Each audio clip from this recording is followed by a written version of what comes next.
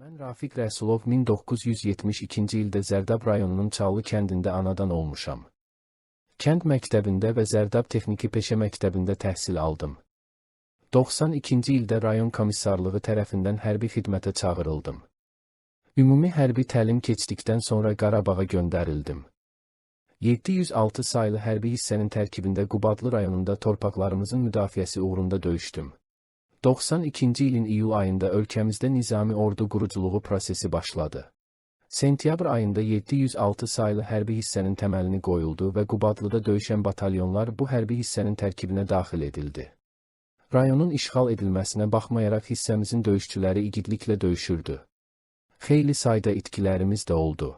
93-cü ilin avqust ayında Qubadlının Başaraq kəndi istiqamətində gedən döyüşlərdə mən də vətən uğrunda haqq yolunda şəhidlik zirvəsinə yüksəldim.